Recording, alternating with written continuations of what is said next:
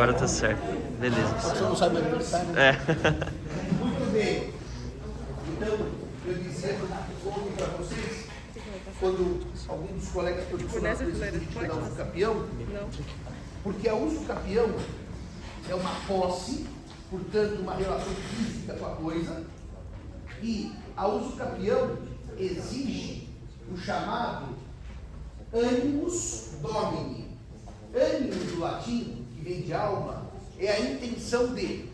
Domini é o Senhor, porque domingo é o dia do Senhor, por isso que domingo é domingo. Então, animus domini, literalmente é intenção de ser proprietário. Daí alguém perguntou, mas Simão, se precisa da intenção de ser proprietário, eu estou olhando à vontade.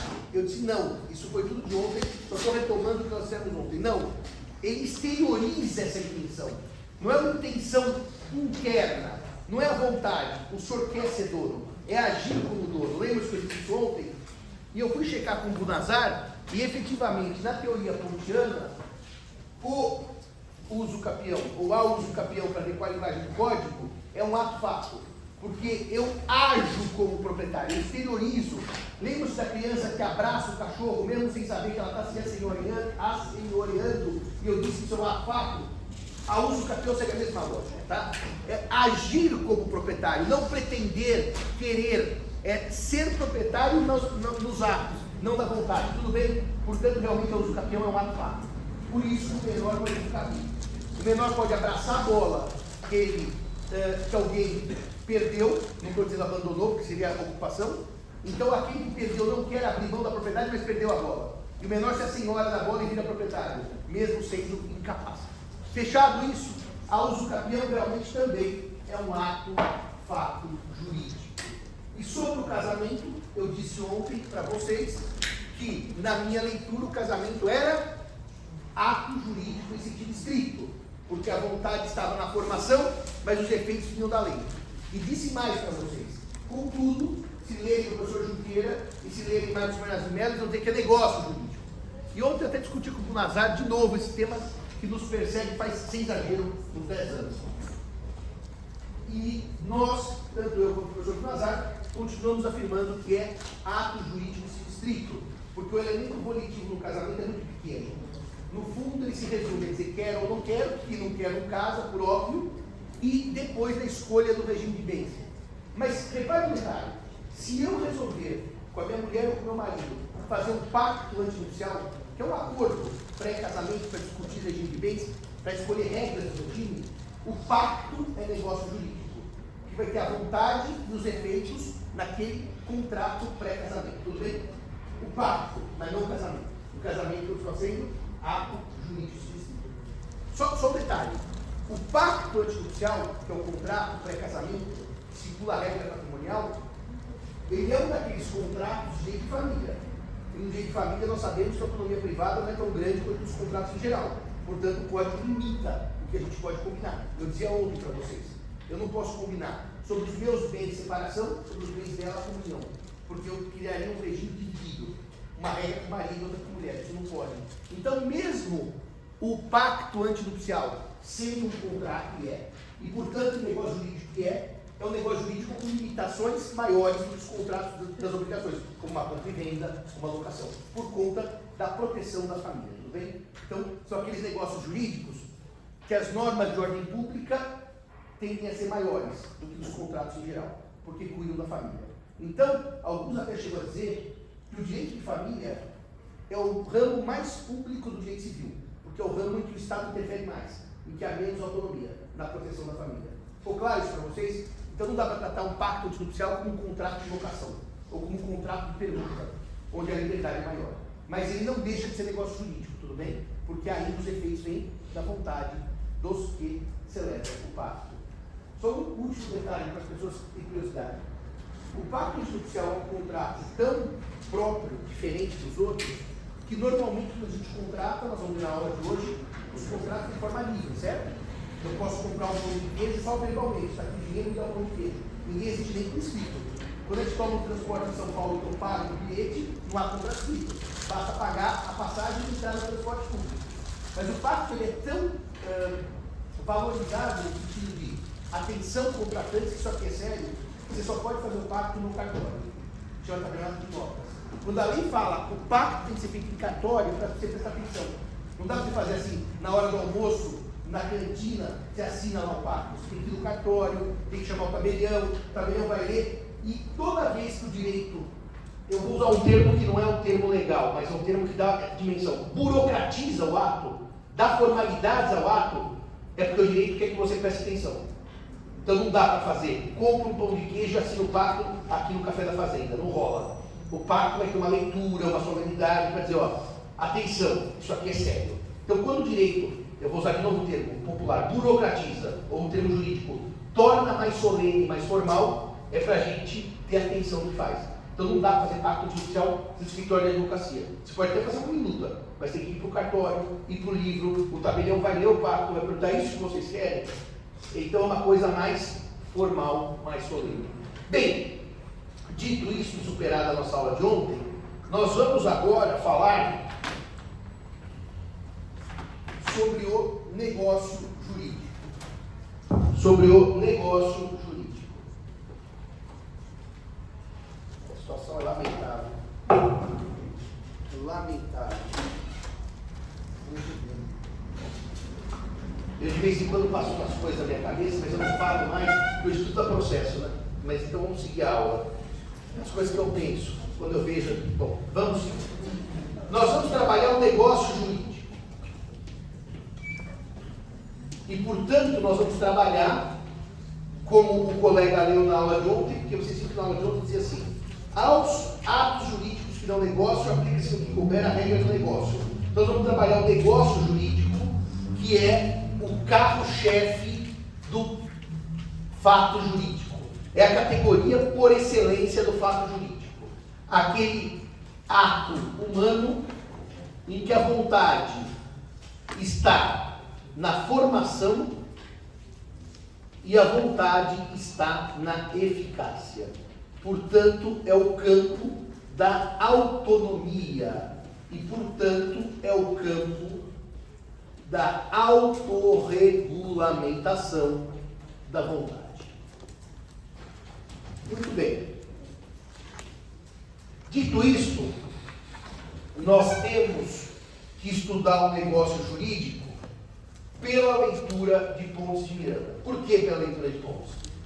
Porque Pontes foi para a Alemanha, sistematizou o estudo do negócio jurídico e trouxe para a gente um estudo absolutamente fantástico. O estudo do negócio jurídico de acordo com os seus 3 planos. Pontes, portanto, pega a ideia alemã, sistematiza e diz: todo negócio jurídico passa por 3 planos. Existência. Alguém sabe quais são os 2? Validade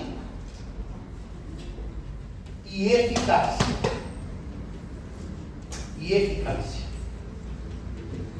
A teoria pontiana é tão precisa, é tão brilhante, que ela mata os grandes dilemas do tema. Eu, antes mesmo de explicar os planos, vou contar uma história para os senhores que resultou de um julgado aqui no Tribunal de São Paulo e, portanto, não é nada inventado nem de novela. O sujeito foi comprar um imóvel. Pelo Código Civil Brasileiro, quando os imóveis têm um valor superior a 30 salários mínimos, artigo 108, eu novamente vou precisar me valer de escritura pública. Eu não posso comprar assinando um papel, tem que ir no cartório, tabelião, ler o livro, que está no livro, então é formal. Então o sujeito foi comprar, olha isso. Assinou ele, o comprador, assinou ele, o vendedor, pagou o preço e o tabelião esqueceu de assinar a escritura pública.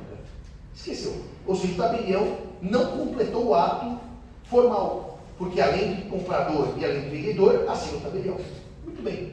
O sujeito pegou aquela escritura sem assinatura do tabelião, só para contar para vocês. A escritura, ela está num livro. Hoje o livro é até microfilmado, tá? Antes era livro mesmo, você escrevia à mão. E quando você pede uma cópia para levar para registro, eles fazem um traslado. O traslado é uma cópia da escritura. Só que, evidentemente, ninguém mencionou que a escritura não estava assinada. Então, ele pegou uma cópia levou ao registro de imóveis e transferiu para ele a propriedade. Ele pegou a casa, tirou do nome do vendedor, passou para o nome dele, pagou o preço, estava na casa tranquilo, e um dia ele recebe uma notificação do tribunal que a sua escritura pública tinha sido desfeita. Vou usar o termo, não vou usar anulada, porque anular vem na vaidade, tinha sido desfeita. E ele vai se saber por quê, e ele contratou um advogado, e o advogado descobre o que aconteceu. O juiz que fiscaliza os cartórios, lendo os livros, para ver se estava tudo em ordem, achou essa irregularidade. Uma escritura sem assinatura do tabelião. E o juiz disse o quê? Atenção agora à importância dos planos. Esta escritura, sem assinatura do tabelião, não existe juridicamente. Olha o termo que ele usou. O que não existe é o nada, é o vácuo. E o nada não produz efeitos. Então, portanto, você não comprou, você não vendeu, você não transferiu a propriedade, tudo isso tinha sido feito. Pagamento, tudo direitinho. E ele tirou do registro de imóveis a transferência da propriedade. Porque ele disse, o vazio não produz efeitos. Estou entendendo o problema disso? Porque sem a assinatura do tabelião, a compra e venda inexiste. Qual plano que foi usado? O primeiro, da existência. E eu vou explicar para vocês os 3 planos. Qual é o problema disso? Só assim, por alto, isso é uma decisão do TJ de São Paulo, portanto, estou dizendo aqui que é nem inventado, nem é uma questão de quem não estuda. É um desembargador que foi lá e confirmou, um juiz, que foi lá e disse, não existe escritura. Pelo feeling de vocês, antes de eu explicar os planos, que eu nem comecei ainda, essa escritura existe pelo feeling, ou não existe sem a escritura, sem a assinatura do tabelião? Ela existe ou não existe? Por que ela existe? E estava errado o juiz, e o tribunal disse, o juiz está errado. O plano não é de existência. O que eu preciso ter para existir um negócio jurídico? A existência é praticamente intuitiva, como vocês vão perceber. A gente percebe logo o que existe e o que não existe. Então, quando se fala em existência, nós vamos falar em, tomem nota, elementos de existência, para seguir a linguagem do professor Junqueira. Elementos de existência. Então, vamos, num diálogo aqui, perceber como a existência é intuitiva. Vamos pensar numa compra e venda. Para existir uma compra e venda, eu tenho que ter requisitos mínimos, elementos mínimos. Ou seja, é aquele que você tirou um só no contrato. Qual é o primeiro elemento que a senhora pensa que tem que estar numa compra e venda para que ela exista, naquele mínimo? O preço, ele é um elemento, claro, do objeto da compra e venda, que é coisa e preço. Então a senhora, no fundo, está dizendo, tem que ter um objeto, que é o objeto para ser vendido e o preço a ser pago. Então, claro, um contrato de compra e venda tem que ter um objeto. Mas aí, curiosamente, a senhora foi mais por uma coisa além do que precisa ter. Precisa ter mesmo uma compra e venda para ser um contrato ou uma locação? Antes do objeto? Claro, os sujeitos contratantes. Se não houver contratante, não há contrato. Então, veja, o primeiro elemento de existência é o sujeito, é a parte. Esse é o primeiro, certo? Nós já vimos que nos contratos, pelo menos 2, mas vamos falar no negócio jurídico em geral. Uma parte, precisa ter uma parte para ter um negócio jurídico. A segunda, a senhora acertou, é o objeto. Se não houver objeto, não é negócio jurídico. Vocês imaginam que eu diga assim? Sempre o estagiário sempre é culpado. Ô fulano, faz aí o contrato, ele faz. Não digita um objeto, só põe regras, tudo, do preço, tudo, mas não põe a coisa vendida, que eu vou terminar com o cliente e vou eu preencher. E eu, advogado, esqueço. E as partes assinam um contrato em que eu vendo traço. Esse contrato é inexistente, porque se eu vendi traço, não tem nada escrito do que é vendido. O que eu estou vendendo? O nada. Então pode ter contratante, pode ter preço, mas se eu vendi nada, porque eu esqueci de preencher. Se é carro, se é casa, se é vaca, se é cachorro, não é nada. Então, parte e objeto. Tem que ter ainda mais um elemento de existência. Vocês vão saber qual é. Vocês concordam comigo que qualquer... Eu estou falando do contrato, que nesse é o testamento, porque o contrato é mais fácil de vocês visualizarem, tá? Qualquer contrato, além de ter as partes e o objeto, vai ter mais um elemento de existência, que é o quê? Uma forma. Pode ser verbal, pode ser escrita, pode ser... Alguma forma vai ter. Ele não nasce do pensamento. Eu pensei com a doutora por telepatia, quero contratar, ela fez assim por telepatia, o contrato se formou. Ainda não dá. Então, qualquer forma é o mínimo de elemento de existência, tá? A forma, repito, pode ser desde a forma verbal, tem contratos que aperfeiçoam de forma gestual. Quando no leilão alguém levanta a mão para dar um lance, é uma proposta. E o leiloeiro fala assim, quem dá 5 mil, eu levanto a mão, estou dizendo, eu dou 5 mil. Então é uma forma. Então, alguma forma o contrato vai ter. Um negócio jurídico não vai nascer no vácuo. Ele vai nascer de alguma base. Depois não é comigo que não precisa ser necessariamente escrita. Como não é quando eu compro pão de queijo. Ninguém faz contrato escrito para comprar pão de queijo. E o quarto elemento do plano da existência, ele é óbvio. O negócio jurídico não é um ato de vontade? Se a vontade não existe, não existe negócio jurídico. Eu vou dar um exemplo simples. Se vontade não existe negócio jurídico. Há muitos anos eu atuei um caso que foi o seguinte: 3 amigos chineses, um morando na China, um morando no Brasil, um morando nos Estados Unidos, falaram, vamos comprar terras, vamos. O chinês estava no Brasil, pegou um helicóptero, sobrevoou o estado de Goiás, olhou uma enorme área de terra e falou, vou comprar essa enorme área de terra. Naquela época o governo estava, de Goiás, nos anos 70, ele estava estimulando a ocupação, plantação, etc. Ele vendia os títulos para que você pudesse ser ocupante. Depois de uns anos virava proprietário, mas tinha um valor econômico aquilo. Os chineses foram e compraram uma área de terra gigantesca. Quanto ela valia? Nada. Porque tinha um problema, o solo era extremamente ácido e não plantava nada. Eles compraram uma terra micada. Tudo bem até aí? E a terra ficou, um cerradão. Os chineses nunca puseram o pé na terra, nunca. Um deles sobrevoou de helicóptero, eles compraram e nunca puseram o pé na terra. Tudo bem. Um dia saiu uma notícia. Embrapa descobre um tipo de soja própria para o solo do cerrado. Aquilo que valia, vamos dizer, R$1, o alqueire, 50 mil metros quadrados, passou a valer 100 mil. Assim, foi uma valorização absurda do preço, porque deram utilidade para aquela terra. O que os chineses fizeram? Nada. Um continuou na China, um continuou em São Paulo e um continuou nos Estados Unidos. E o que aconteceu com aquelas terras? Eles compraram, vocês imaginem áreas que você não consegue enxergar senão um helicóptero. Ninguém fez nada com as terras. O que aconteceu um dia? Eu vou lá tomar posse da terra. Quando eles chegam na terra, os chineses, a terra estava completamente ocupada por pessoas. Quer dizer, invadiram. Uma parte foi invasão, mas essa não interessa ao exemplo de existência. Interessa que eu vou contar agora.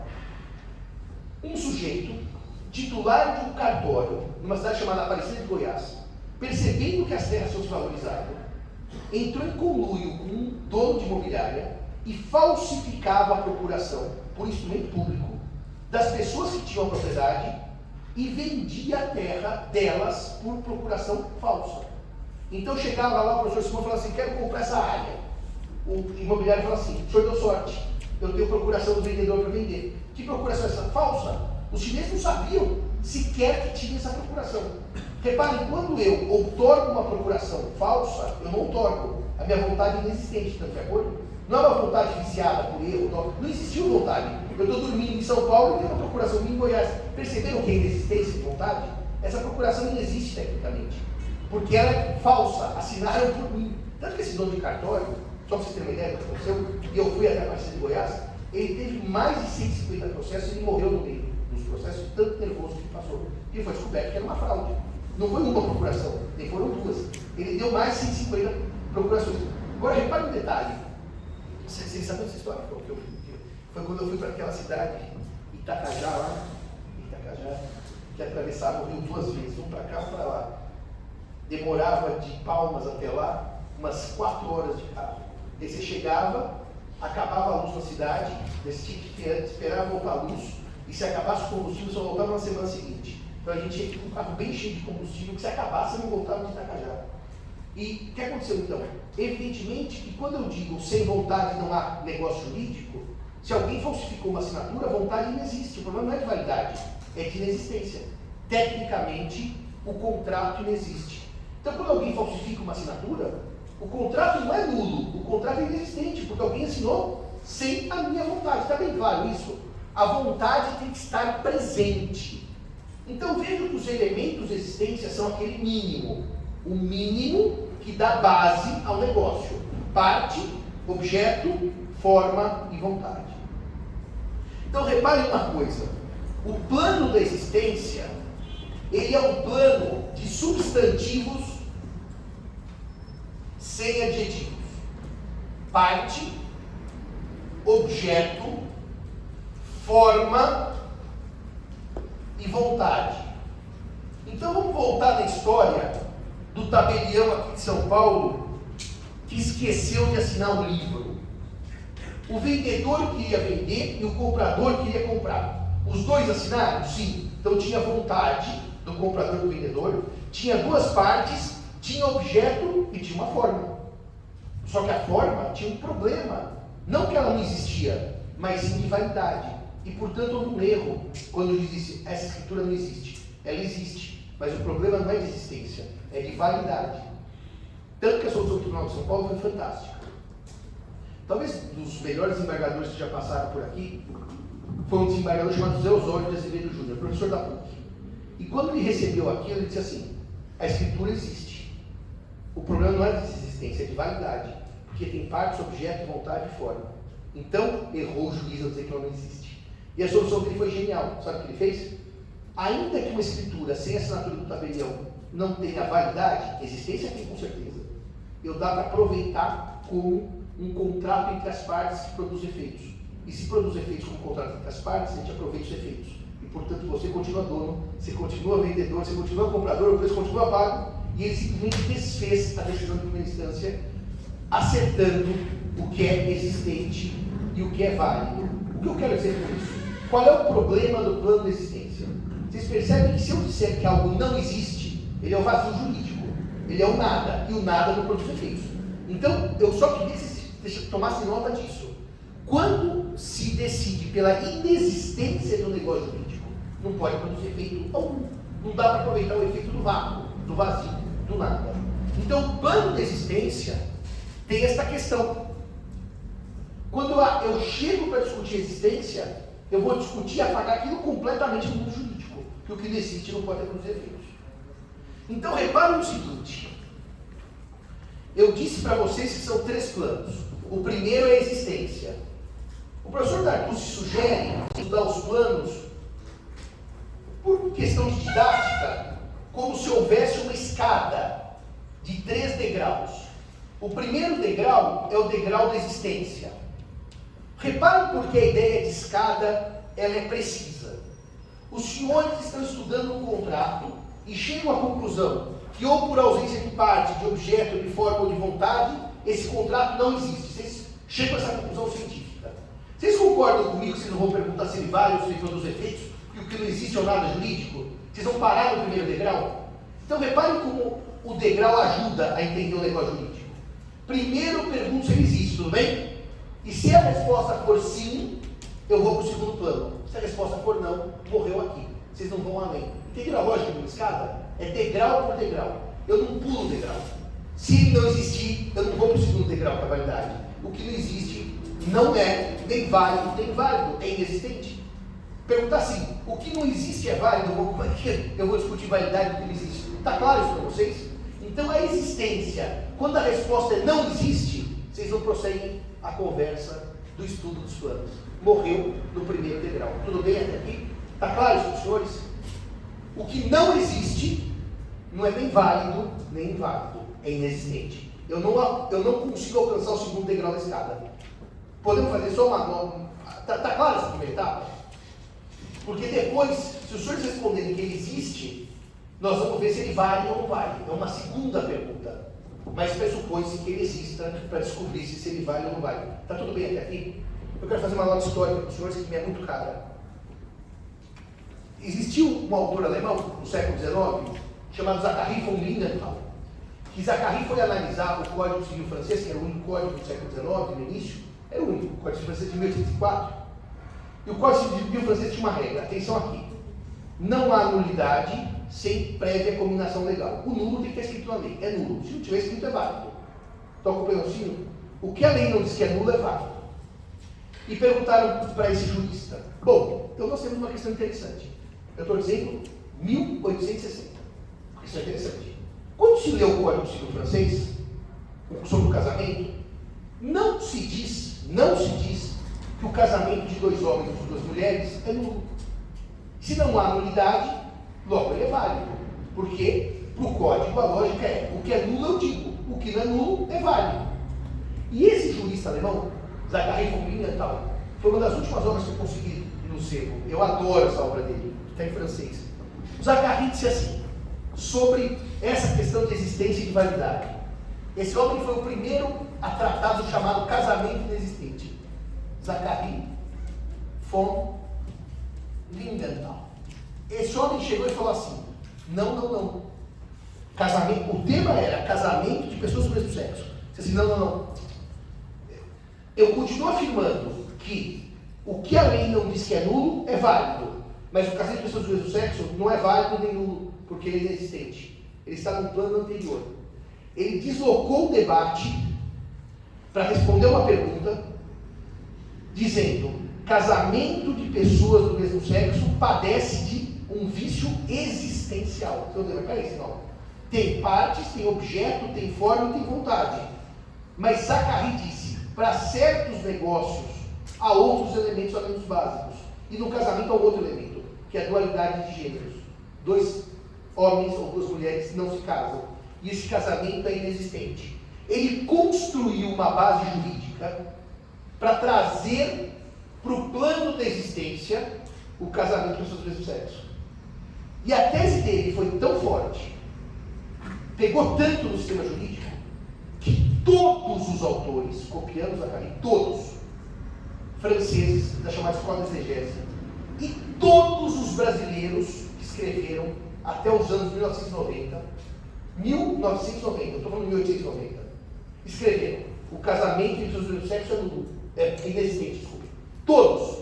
Eu estou dizendo que Silvio Rodrigues, Washington de Barros Monteiro, Orlando Gomes, Mariana Diniz, Silvio de Salverosa, todos seguiram essa tese de que o casamento de pessoas do mesmo sexo era inexistente, por ausência de um requisito básico do casamento, que é a diversidade de sexo.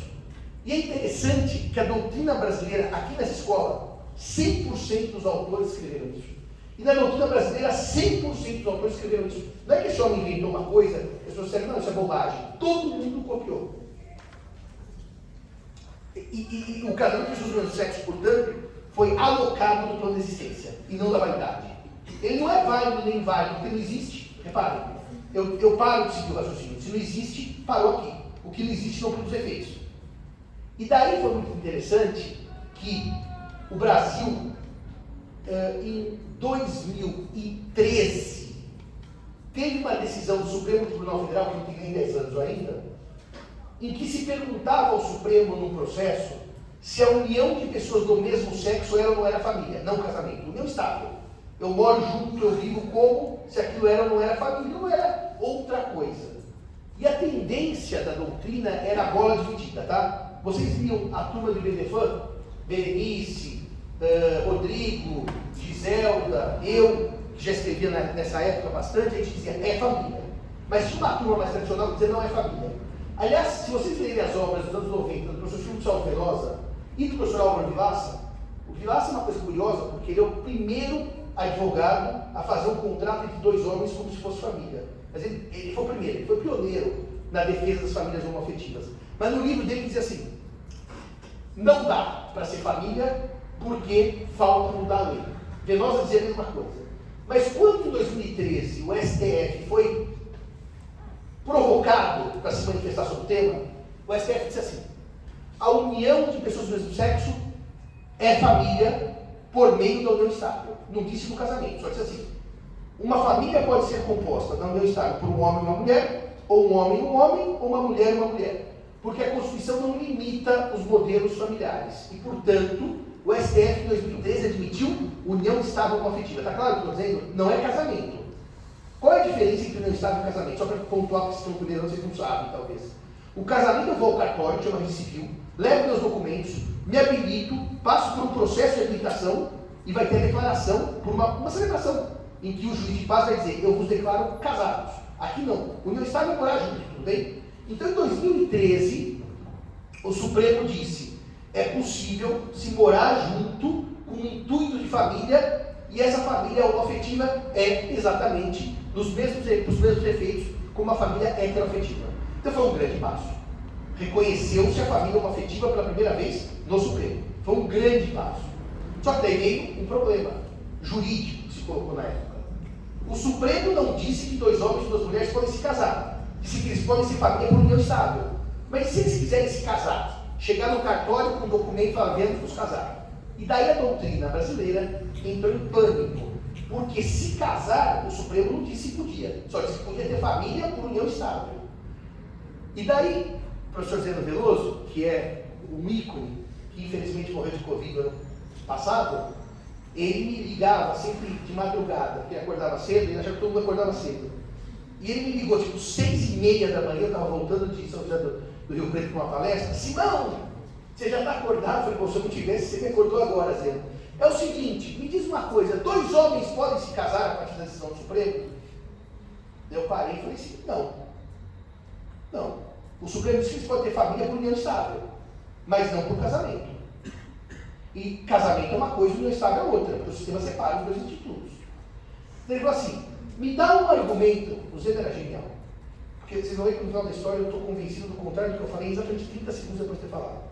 Me dá um argumento por que 2 homens não podem se casar. Eu falei, porque a Carrinho Fundamental, no século XIX, ao Código Civil francês, interpretou que o casamento existia dualidade de sexos, e portanto o casamento de 2 homens ou 2 mulheres é inexistente.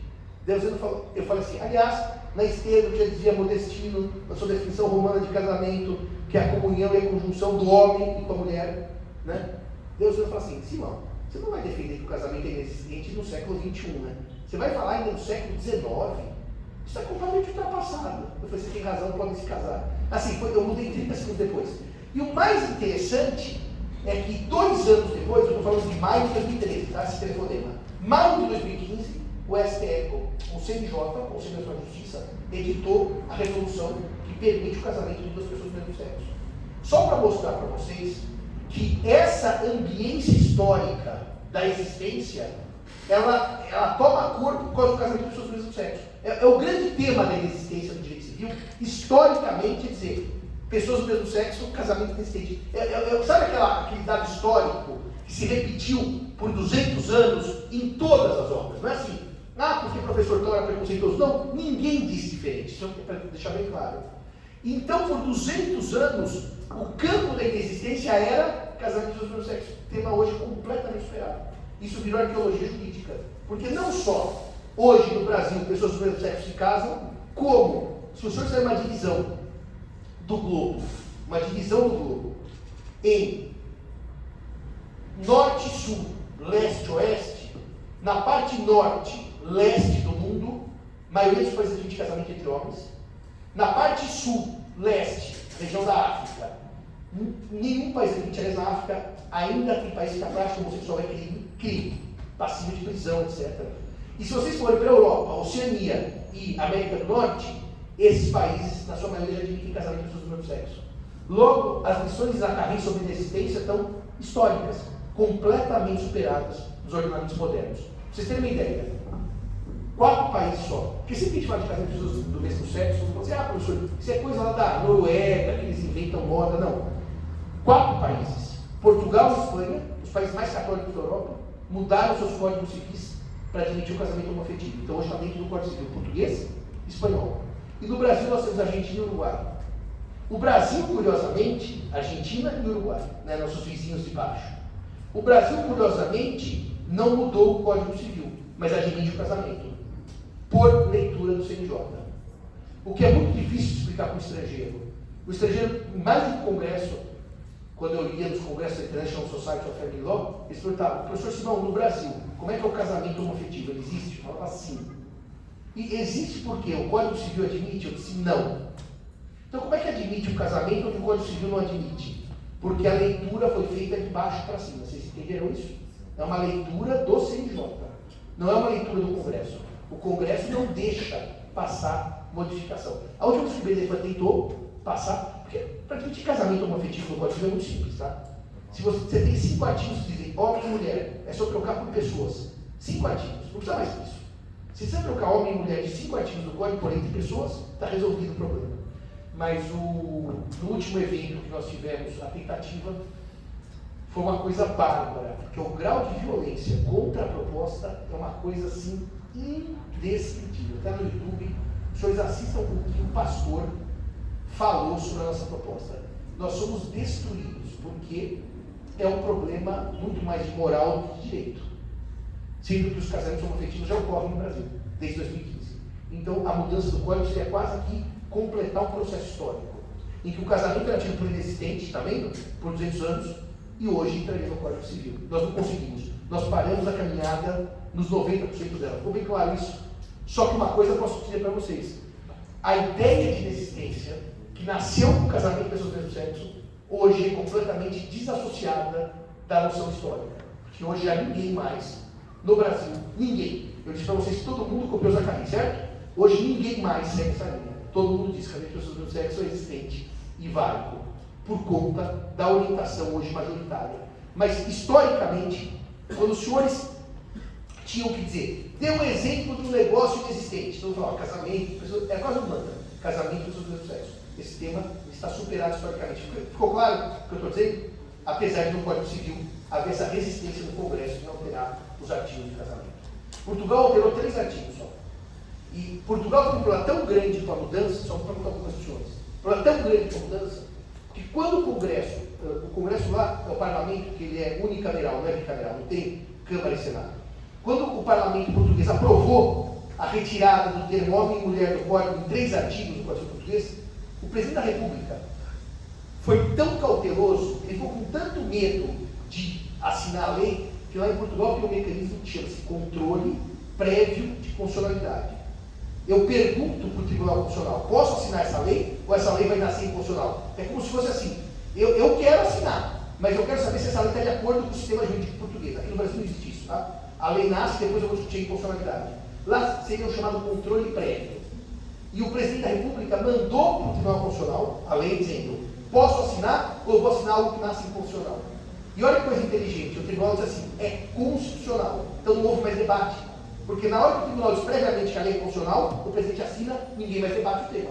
Já matou antes de começar o debate. Estão percebendo a lógica? Você evita a insegurança jurídica. A lei já nasce com a chancela da Corte Constitucional. Seria mais ou menos assim. Antes do presidente assinar uma lei, ele manda para o STF, pergunta ao STF, posso assinar? É mais ou menos essa lógica, tá? Cria-se um procedimento, um debate, e o tribunal diz pode ou não pode. A lei é ou não é constitucional. E, portanto, em Portugal, desde 2010, existem casamentos de pessoas do mesmo sexo por mudança do Código Civil. 2010. Portanto, já é uma lei longeva. Aliás, foi engraçado que o primeiro casamento homoafetivo em Portugal foi do presidente da associação LGBT. E foi o primeiro divórcio. Ele casou e 2 meses depois se divorciou. Então ele entrou nos 2 recordes, de casamento e de divórcio. Ele já entrou nas 2 pontas. Ele ocupou toda a história do casamento homoafetivo em Portugal. Fala que eu vou pegar água. Eu achei curioso porque na França, quando você fala em negócio jurídico, eu tento explicar, eles não sabem. Eles estão